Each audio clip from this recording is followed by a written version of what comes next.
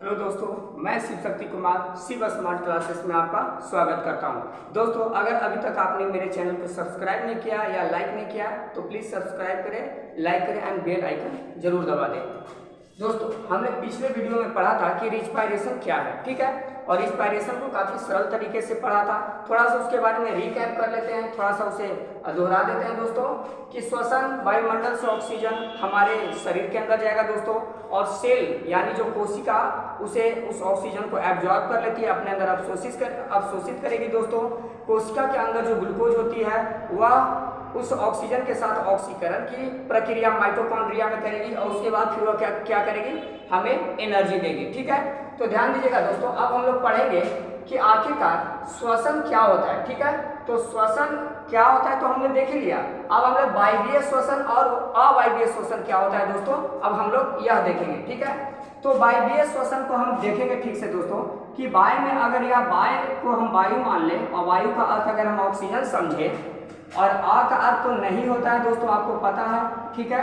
और वाय का अर्थ अगर हम वायु मान लें और ऑक्सीजन इसको समझे, तो ध्यान दीजिएगा कितना सिंपल सा इसका परिभाषा बन गया दोस्तों, कि जिस श्वसन प्रक्रिया में ऑक्सीजन उपस्थित हो अर्थात ऑक्सीजन मौजूद हो तो उसे हम वायवीय श्वसन प्रक्रिया कहते हैं, और जिस श्वसन प्रक्रिया में ऑक्सीजन नहीं उपस्थित हो अर्थात ऑक्सीजन की कमी हो, अभाव हो, तो उसे हम अवायवीय श्वसन प्रक्रिया कहते हैं दोस्तों। अब हम लोग देखेंगे कि इस श्वसन की प्रक्रिया के दौरान दोस्तों आखिरकार क्या क्या होता है, तो हम लोग इसे अच्छे से समझेंगे, ठीक है। तो श्वसन की प्रक्रिया के दौरान दोस्तों ध्यान दीजिएगा, वायवीय श्वसन में हम कह रहे हैं, तो वायवीय श्वसन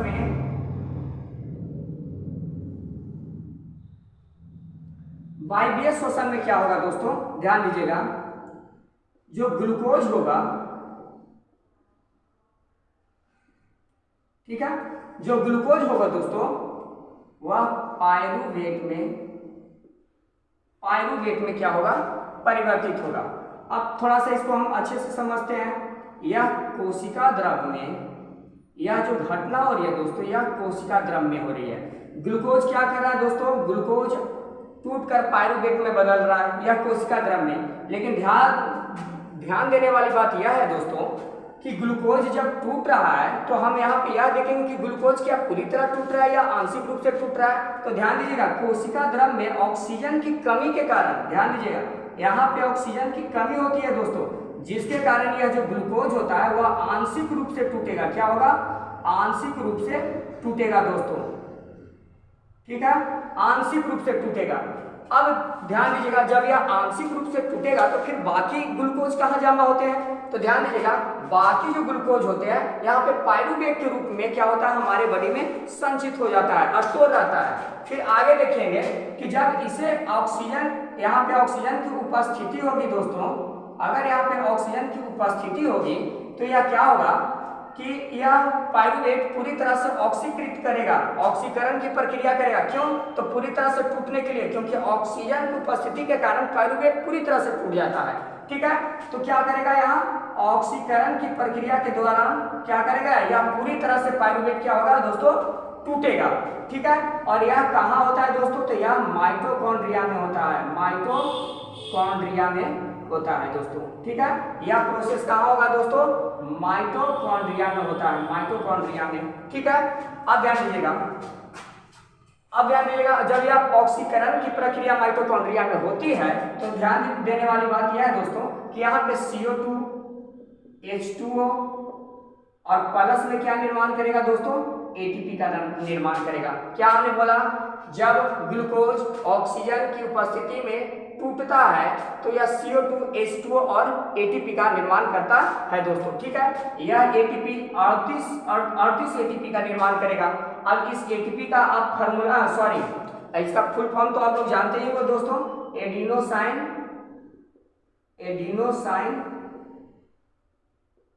ट्राइफॉस्फेट, ठीक है, एडिनोसाइन ट्राइफॉस्फेट, ठीक है,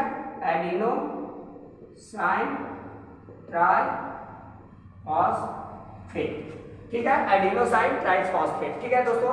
ध्यान दीजिएगा दोस्तों, इसमें क्या है, फॉस्फेट है दोस्तों। जब हमारे बॉडी में एनर्जी की आवश्यकता होती है तो यही फॉस्फेट क्या होता है, टूटकर हमें एनर्जी प्रदान करता है दोस्तों, ठीक है। और इससे पहले क्या होता है, या एटीपी के रूप में हमारे बॉडी में क्या होता है, स्टोर हो जाता है, संचित हो जाता है, ठीक है, जमा हो जाता है। अब हम लोग देखेंगे दोस्तों, या तो वायवीय प्रोसेस में होगा या वायवीय श्वसन में आखिरकार इस तरह का प्रोसेस होता है दोस्तों। और इसमें हमने देखा कि इसमें क्या उत्पाद सामने निकल कर आता है, ठीक है। अब हम लोग देखेंगे दोस्तों कि अवायवीय श्वसन क्या होता है, ठीक है, अवायवीय श्वसन की प्रक्रिया क्या होती है और इसमें किस तरह से उत्पाद का निर्माण होगा दोस्तों। तो ध्यान दीजिएगा, वायवीय हो, वायवीय श्वसन हो दोस्तों या अवायवीय श्वसन हो, ठीक है ना, यह ग्लूकोज, ध्यान दीजिएगा, यह बॉडी में, या इसे हम प्रथम चरण कहते हैं दोस्तों, क्या, प्रथम चरण। तो ऑक्सीजन की कमी हो या ऑक्सीजन रहे, देखिए ध्यान दीजिएगा, यहाँ पे हमेशा ऑक्सीजन की कमी ही होती है, ठीक है, ऑक्सीजन की कोशिका द्रव्य में कमी ही होगी। तो यह वायवीय श्वसन की प्रक्रिया हो या अवायवीय के श्वसन की प्रक्रिया हो, यह चरण होगा ही दोस्तों, यह जो रिएक्शन है यहाँ पे वह होगा ही, वह अवश्य होगा, ठीक है। यहाँ पे ग्लूकोज ऑक्सीजन के कमी के कारण क्या होगा कि आंशिक रूप से पायरुवेट में चेंज होगा ही, ठीक है। जब इसे ऑक्सीजन मिल जाता है दोस्तों तब क्या होता है, पूरी तरह से टूटने के लिए ऑक्सीकरण की प्रक्रिया करता है। लेकिन जब इसे ऑक्सीजन नहीं मिलता है दोस्तों तो क्या करेगा, फिर यह ऑक्सीजन के कमी के कारण ईस्ट में, ईस्ट आपको पता है दोस्तों, ब्रेड वगैरह बनाने में ईस्ट का प्रयोग किया जाता है दोस्तों, ठीक है, या स्पंजी टाइप का जो ब्रेड होता है दोस्तों, देखते हैं उसमें एयर टाइप का भरा रहता है, या इसी ईस्ट के कारण उस तरह का ब्रेड बनाया जाता है दोस्तों। तो ईस्ट में या किण्वन प्रोसेस के द्वारा, किण्वन, ठीक है, किण्वन प्रक्रिया के द्वारा, इसे इंग्लिश में फर्मेंटेशन कहते हैं दोस्तों। किण्वन प्रक्रिया के द्वारा क्या बनाएगा दोस्तों, इथेनॉल का, इथेनॉल प्लस में CO2 का निर्माण करेगा दोस्तों, ठीक है। क्या हमने बताया, या ईस्ट में फर्मेंटेशन प्रक्रिया यानी किण्वन प्रोसेस के द्वारा क्या करेगा, O2 के कमी यानी ऑक्सीजन के कमी के कारण क्या बनाएगा दोस्तों, इथेनॉल और CO2 का निर्माण करेगा। अच्छा, इसका केमिकल फार्मूला तो आप जानते ही होंगे दोस्तों, रासायनिक फार्मूला C2H5OH, ठीक है। और इसी इथेनॉल को हम जानते हैं कि शराब के रूप में भी जाना जाता है दोस्तों, इसी इथेनॉल को हम शराब के रूप में भी जानते हैं। अब देखेंगे दोस्तों, ऑक्सीजन वायवीय श्वसन में क्या हुआ, ATP के रूप में टूटा। ध्यान देने वाली बात है कि अब अवायवीय श्वसन में दोस्तों क्या हुआ, इथेनॉल का निर्माण कर लिया। लेकिन अवायवीय श्वसन में एक और चीज का निर्माण होता है, लैक्टिक अम्ल का। तो देखते हैं कि लैक्टिक अम्ल का निर्माण अवायवीय श्वसन प्रक्रिया में कैसे होगी दोस्तों, ठीक है। हमने बताया कि यह जो प्रथम चरण है वह वायवीय श्वसन हो या अवायवीय श्वसन है, या प्रथम चरण दोनों में घटित होगी दोस्तों। अब यहाँ पे क्या है कि ऑक्सीजन के कमी के कारण, ऑक्सीजन की कमी के कारण दोस्तों यह क्या करेगा, पेशीय कोशिकाओं में, पेशीय कोशिका जो मैस्कुलर सेल होता है दोस्तों, मैस्कुलर सेल्स में क्या करेगा दोस्तों, यह लैक्टिक अम्ल का निर्माण करेगा, लैक्टिक एसिड, अर्थात कह सकते हैं लैक्टिक अम्ल का निर्माण करेगा दोस्तों,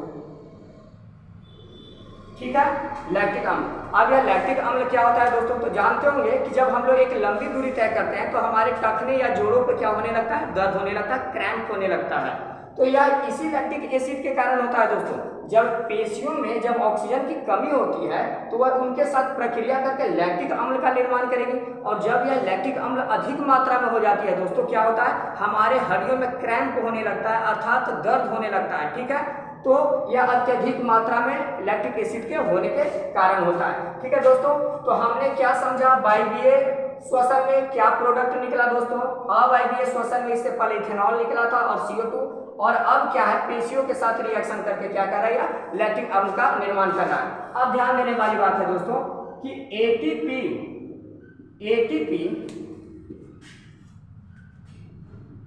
ATP के निर्माण से पहले दोस्तों ADP का निर्माण होता है। अभी ADP क्या है तो ध्यान दीजिएगा, एडिनोसाइन डाइफॉस्फेट, क्या नाम है इसका, एडिनोसाइन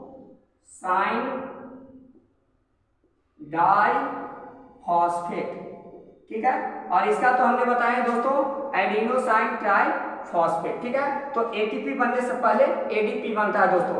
यह एटीपी ध्यान दीजिएगा दोस्तों, यह एटीपी 3 कार्बन वाला सॉरी दोस्तों, अब ध्यान देंगे हम दोस्तों। अच्छा, हम लोग एक टर्म पढ़ रहे थे दोस्तों बार पायरुवेट। आखिरकार यह पायरुवेट होता है क्या दोस्तों? तो ध्यान दीजिएगा, यह पायरुवेट को हम लोग ग्लाइकोलाइसिस भी कह सकते हैं दोस्तों। ठीक है ना, ग्लाइकोलाइसिस। अब ध्यान दीजिएगा, एक ग्लूकोज को टूटने पर 2 पायरुवेट का निर्माण होता है दोस्तों। अगर दिखाई नहीं दे रहा है दोस्तों तो फिर से देखिएगा, एक ग्लूकोज अणु टूटकर 2 पायरुवेट अणु का निर्माण करता है। पायरुवेट अणु क्या दोस्तों? एक ग्लूकोज अणु टूटकर 2 पायरुवेट अणु का निर्माण करेगा। अब यह जो पायरुवेट अणु होता है दोस्तों, यह 3 कार्बन वाला अणु होता है। 3 कार्बन वाला अणु होता है, और 3 कार्बन वाला अणु होने के कारण, अच्छा, इसमें क्या और रहता है दोस्तों? तो इसमें कार्बोजाइलिक अम्ल, ध्यान दीजिएगा, कार्बोजाइलिक अम्ल जो काफी कमजोर एसिड का से नाम से जाना जाता है, कार्बोजाइलिक अम्ल, तो उसी के द्वारा क्या होता है, उसमें यह शामिल रहता है दोस्तों पायरुवेट में। ठीक है दोस्तों, तो हम लोग काफ़ी अच्छे से और आसानी तरीके से हम लोगों ने श्वसन पढ़ा दोस्तों। इसमें वायवीय श्वसन और अवायवीय श्वसन क्या होता है, फिर वायवीय श्वसन और अवायवीय श्वसन में क्या क्या निर्माण होता है दोस्तों, हम लोगों ने अच्छे से समझा। तो प्लीज़ दोस्तों मेरे चैनल को लाइक करें और सब्सक्राइब करें दोस्तों।